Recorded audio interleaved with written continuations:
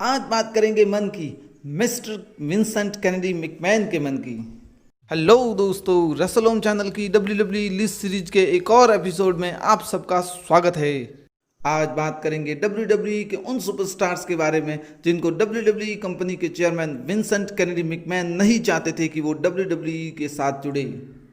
WWE list series का यह episode बहुत ज़्यादा इंटरेस्टिंग होने वाला है क्योंकि इस सीरीज के सारे सुपरस्टार बाद में जाकर WWE कंपनी के लिए बिगेस्ट ड्रॉ साबित हुए। इनफैक्ट एक सुपरस्टार ने तो WWE कंपनी को ही बहुत बड़ा ड्रॉ साबित करवा दिया।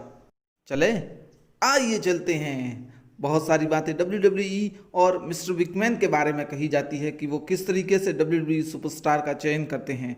कुछ सुपरस्टार ऐसे भी होते हैं जिन्हें प्रारंभिक रूप से साइन नहीं करना चाहते हैं, परंतु उन्होंने उस सुपरस्टार को साइन किया और वो सुपरस्टार बाद में जाकर WWE के लेजेंड बन गए। करते हैं लिस्ट की शुरुआत हमेशा की तरह नंबर 5 से। नंबर 5 पर जो सुपरस्टार है वो TNA का one of the best creation माना जाता है। वो और कोई नहीं, द समोन मशीन समोआ जो है। इस लिस्ट में जुड़ने वाला एक सबसे नया सुपरस्टार माना जाता है समोआ जो। 2015 में NXT में डेब्यू किया और 2 साल बाद ही मेन रोस्टर पर एंट्री मारी। आ इंटरव्यू विद फाइटफुल में दिए गए एक इंटरव्यू में उन्होंने बताया कि WWE में विंस मैकमैन ही वो एकमात्र ऐसे शख्स थे जो मुझे साइन नहीं करना चाहते थे, इसके अलावा सारे मुझे साइन करना चाहते थे।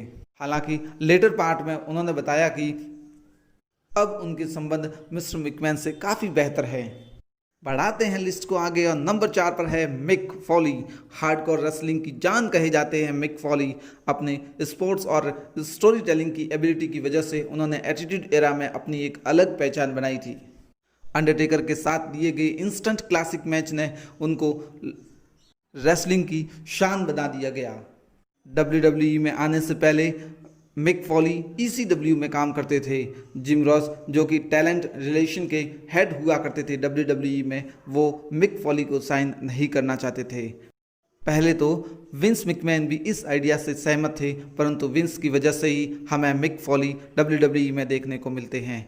ये बात जिम रॉस ने टॉक इज जेरिको में दिए हुए इंटरव्यू में बात बताई थी।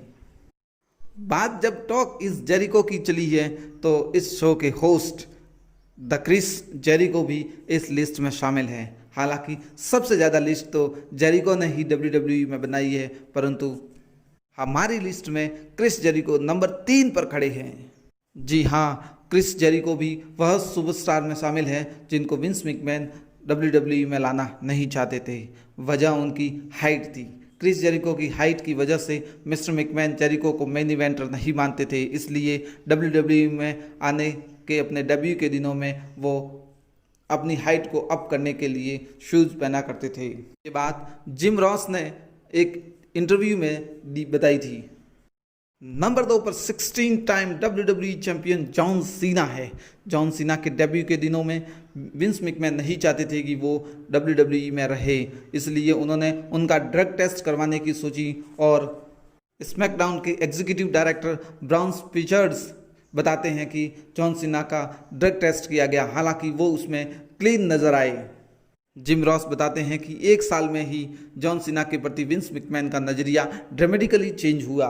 हमारी इस लिस्ट में नंबर 1 पर जो सुपरस्टार है उस पर विश्वास करना भी मुश्किल होता है कि उनके शुरुआती दिनों में विंस मैकमैन नहीं चाहते थे कि वो WWE में आए।